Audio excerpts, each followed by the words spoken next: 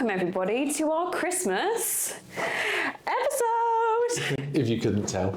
Merry Christmas, everyone. Hope that you are all having, or hopefully at this point, wound down for the Christmas break. This is that awkward time of year, isn't it, where you're just trying not to stop everything a few days early. Work, training, and that's what we're going to talk about today. But just try not to go into hibernation just yet. It's very hard not to hit the fuck it button and go, you know what, I'm done.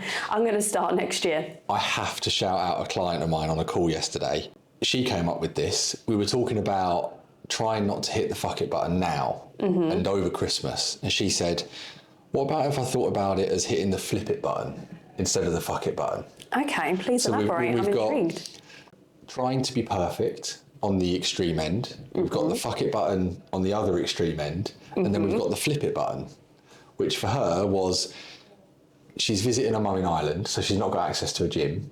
Right. For her it was making sure that she at least gets out for a walk each day. It's nowhere near what she normally does, but it's not fuck it, it's flip it, is what she called it. And I was like, I like that, I'm going to steal that. I like that. You know what it's giving? It reminds me of, do you remember the Bop-Its that we used to have when we were kids? Yeah, flip it, yeah. Flip it. Twist it. I said to her, I was like, I'm going to give you credit for that, I'm going to steal that. Yeah, that's great. But we've got lots of exciting insights today because we want to really talk about, well, we want to make sure that everyone is feeling confident and intentional as we head into the Christmas break, because I think it can be a really overwhelming time, feeling almost like the festive season can be a time where progress will unravel, or we might be faced with hurdles that work against us and make striving towards a fat loss goal or being healthier feel quite challenging when we're faced with food, alcohol, socials,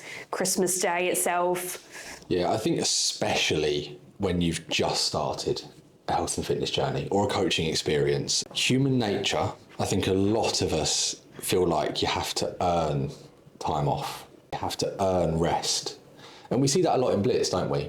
Of our group coaching program, of people saying, life happened, I had weeks that felt very imperfect, I don't feel like I've earned that diet break at the end of the 8 weeks. We can't commend people enough for wanting to get started in November, December, to just settle in, start to get through some of those teething problems, start to get a bit of momentum pre-Christmas, but it can then, I think, sometimes make it feel even harder to then rest, if that's what people are wanting to do over Christmas. Emphasis on you deserve to take rest. You are worthy of rest, no matter who you are, no matter what you've achieved over the last year. And we really want to lean into today actually thinking ahead to how you want to feel during your Christmas break, whether you celebrate Christmas or not. So let's maybe reword it to how you want to feel as you see out the rest of 2025. Yeah. The end of the year is often a really great time for reflection, for rest, especially if you work across the year and you've got Christmas holiday. It's obviously not the case for everybody, but for most people, it means taking an opportunity to unwind. And we urge you today to think about how you want to feel as you enter the first week of 2026 and how we're going to apply that so we can feel fabulous, of course. We wrote down the heading for this subject, this section being, I get to instead of I have to. And that can mean so many different things for all of us. And we speak to each client individually about this in the lead up to Christmas, because like you said, some people don't even celebrate Christmas. For some people, it's a week of traditions and family time. It's mental, it's busy. There's a complete change in routine. Ben's just explaining his own life. when my clients are saying, so what are you doing this Christmas? I was like, oh, we're having a nervous breakdown. Family, friends, Christmas Eve, in-laws, Christmas Day, my parents' Boxing Day, extended family on the 28th. And for some of us, it's not really any different. We might work in the emergency services and you might work Christmas Day. Or in hospitality. Or in hospitality. And Christmas Day might be a day that you're like, oh, it's Christmas, something is a little bit different at work and people celebrate it, but then the rest of the week is no different. So this used to be me, actually. Until I started doing PT work, or even when I was actually still working at the gym, for a good 5 years I worked all the way through Christmas, and I've done many a shift on Christmas Day. Yeah, see, I've only ever worked in this industry. Screw you. So I've never known any different. We have to apply that individuality to it, because there's no blanket, we must do this, we must do that. And that's what we're trying to move people away from, isn't it? Is, I have to do this, I must do this. Should do's. Yeah, and more towards, what do I want to do? How do I want that week to look? How they want to feel during that period. This might also involve grabbing yourself a pen and paper. Write it down. Think about setting some clear intentions for the next few weeks, and thinking about opportunities that you really want to enjoy versus moments that actually for you don't give a flying fuck about and you are quite happily able to say no to. So this could be, for example, on Christmas Day, say for example your tradition is to have a gorgeous Christmas pudding and you enjoy all the trimmings, you have Bailey's cream, and that's your absolute fuck yes moment. That's a moment we don't want to be thinking about if we've been on a deficit. We don't want to be thinking about tracking your Christmas pudding. We want to be feeling present in the moment, enjoying the flavours, enjoying the experience, enjoying it with friends and family if you are in a social situation. Because in 5 years' time, you're not going to look back on Christmas Day and think, yeah, like I got my deficit numbers or I managed to get my macros right. You're going to think, oh, that Christmas pudding was actually banging and I really enjoyed that environment with my friends and family. Versus moments where we could probably say no and feel like we're not missing out on anything. And perhaps they were moments that were influenced by a little bit of social pressure or expectations of what you think you should be doing. So as an example of that, that could be if you have decided to go into the Christmas break and go into the gym, and you're feeling good about it because you've got some time off and you're like, hell yeah, I can get into the gym, I don't have to be clock watching. Yeah. And one of your family members goes, God, are you not doing a little bit too much training over Christmas? You know, give it a rest. Yeah. And this is a moment where you can think, actually, no, I'm going to set my boundaries here and think about how you want to feel. On the flip side, it could also be the other way around and you've decided to deload over Christmas and the last thing that you want to do is look at a dumbbell, which I think for both of us, we lean into that a bit more over the festive period because as you can imagine, dumbbells are life around here. And the last thing that we want to do during our Christmas break often is going into the gym. It really depends on how you want to approach it and really thinking about your intentions, moments that we want to say absolute fuck yeah, like this is something I really want to enjoy and be present with and experience fully, versus moments where you might need to say no to family members, you might need to brush off comments and ignore what the social norm or the expectations could be. I really like what you just said there, Rich, and it's a tool that we use all year round, isn't it? That idea that if it's not a hell yeah, it's probably a no. Just coming off of that, there's different days and scenarios that this might work slightly differently. So I'm going to use myself as an example. On Christmas Eve, that's probably going to be quite a normal day for me. I will likely still have my Greek yogurt and my fruit for breakfast because that's what I've had every day for like the last 3 years. I will have a pretty much normal day on Christmas Eve. However, something that I likely won't do is on Christmas Day having my protein and fruit because we come from an Italian family, so we always have Pomodoro and like some form of like bubbles on Christmas morning, whether that's like Prosecco or champagne or a Bucks Fizz. That's our Christmas tradition. Am I going to be... White Monster. No, you don't. On Christmas morning? Yeah. To be fair, this is after a coffee because, as you full well know, I don't function. I mean, I have a White Monster every morning, so Christmas Day is no different. Well, there we go. This is going against the social norms. Ben has a White Monster every Christmas morning. even Soph does, like, because she doesn't drink them very often at all. But even Soph, like, she's gutted if I haven't got her a stocking present that's a White Monster. And this is a prime example. Everyone is different, and we want to clear that narrative of, you know, this is what I should be doing, and, you know, this is what I shouldn't be doing, and just do what feels good for you. And following on from this means that if you want to say no to things, you don't have to explain it. There is no reason why you should say, oh, you know, actually I'm on a diet, so I shouldn't be doing this. Saying no, thank you, or just no is always going to be enough. So I'm not saying to you, Ben, you know, why the hell were you having a White Monster on Christmas morning, you know?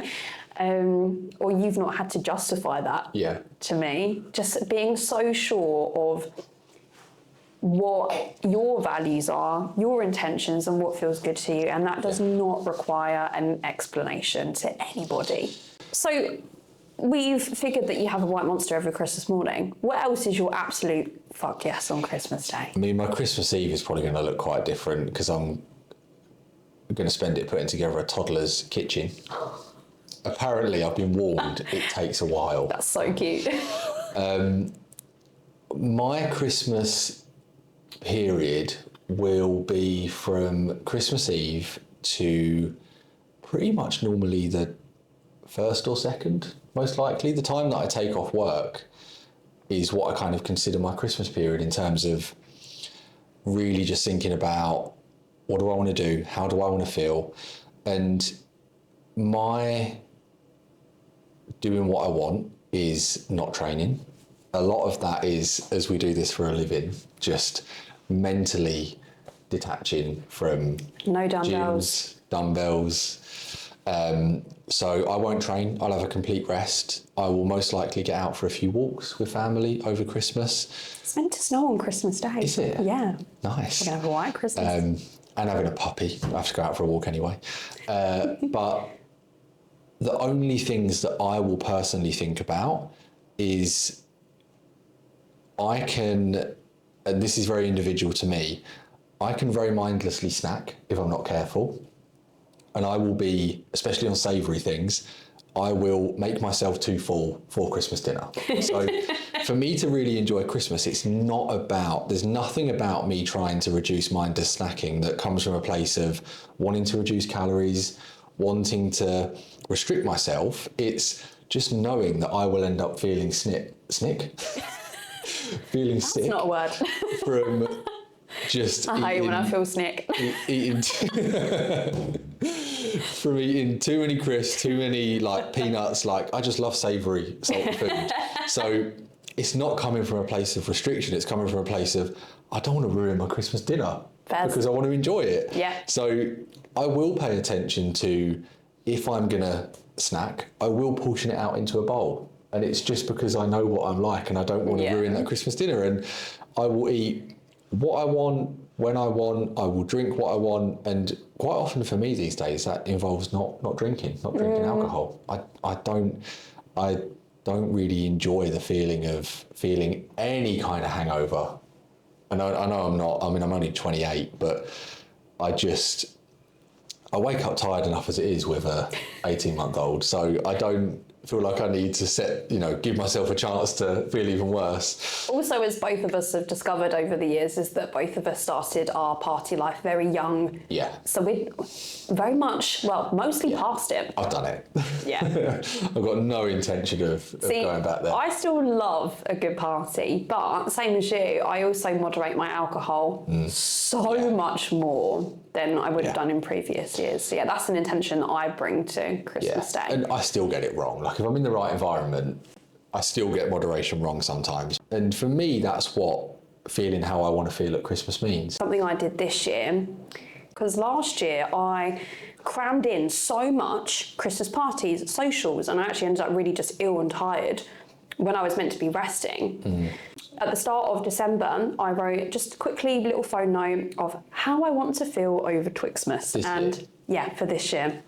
And that outlined actually quite similar. So, well, mine's a little bit different in that I do want to get into the gym because I've just been super busy the last few weeks and I haven't trained as much as I would like to have done. But also making sure that I'm being mindful with alcohol consumption. That's a big one for me. And being able to be present, like that's huge for me. Instead of running through everything at 100 miles an hour, trying to be here, trying to be there, that trickles into my food as well, and just being calm when it comes to approaching meals. For me personally, something I've really noticed in my own eating patterns is how challenging I find it to be present with food when I'm in a social situation. And we were talking about this earlier, when people are talking at me, and you know, both of us, we said how hard it is for us to concentrate when someone's having a conversation. And in previous years, I found it really difficult, and this is even when I go out for dinner or like go out for drinks, to be present on my food consumption and feelings of fullness, and making sure that I'm not overeating or even just not registering what I'm doing or enjoying the experience. So that is going to be a big one that I bring into the next couple of weeks. And yeah, just being really present in everything that I'm doing. And I think something that we want to really highlight is the next week or so, it's just a week. It's just a week. When we zoom out and we look at the bigger picture, we've got 56 weeks, 52 weeks in the year. I'd like an extra 4. That would be nice. But when we zoom out and we look at all of the hard work that you guys have been doing, when we look at the consistency, and if I'm honest, even if it's not been the journey that you wanted it to be, this next week or next few days is an opportunity for you to rest, chill out, be present, set your intentions with no guilt or shame around that, knowing that it is a very small snippet of your journey. And especially if you are doing a fat loss phase, or if you are looking to rebuild those habits back up in January and kind of crank up the heat a little bit, having a week or so where we're just simmering isn't going to take away from that. And we've got so much time to ramp things back up again as we head into the new year. Something I would urge most people listening to this to do, especially if you're if Christmas has been a break and a maintenance phase from fat loss and you're going back into fat loss and you're using the scale as a tool to measure progress, I would urge most people to certainly look at the scale with a pinch of salt. If not, don't weigh yourself in that first week back, because we're going to be heavier because we've eaten more carbs, we might have consumed alcohol, our sleep has likely changed, our stress levels have likely changed. Especially that first few days back, it's not going to give us any helpful feedback. And instead, focusing on just getting back into our routines, focusing on the process, which we always want to do anyway, but especially those first few days back where we're trying to get back into gear and trying to get back into routines, just focusing on our training, our movement, and our baseline nutrition habits. And how you feel. Focus on how you feel. Don't even worry too much about, I have to tick all of the boxes in week one. Just do what makes you feel good. Is gonna set us up to feel back to normality and back to doing what we want to do. Absolutely. Whereas if we start off the year with a weigh-in on January 1st, it's just gonna reflect having eaten a bit more and drank a bit more over Christmas, and it's not gonna give us anything helpful. We wanted to just use this opportunity to say a massive thank you for not only joining us for every single one of the episodes, giving us a following our journey, but just being absolutely fantastic listeners, clients, and supporting the Live Shit Get Banged podcast. We've got so many exciting things to come in 2026, and we're absolutely buzzing to take you guys along with the journey. I think our expectations were that we might get, if we got more than 3 people listening, we'd have been happy. So no, we have, given that we just wanted to just make a start on this, start talking about the stuff that we're passionate about and that's important to us, and to see that people are listening and engaging with it and letting us know that they're finding some of it helpful and insightful, to hear our experiences as well, as it's easily surpassed our expectations. We still have no idea what we're doing, but no. we're living by our own mantra of just showing up, giving it a go. Even if we're changing locations every week. And hopefully people have been enjoying it. Yeah, definitely. And have a gorgeous Christmas, everybody, and we will see you in the New Year's.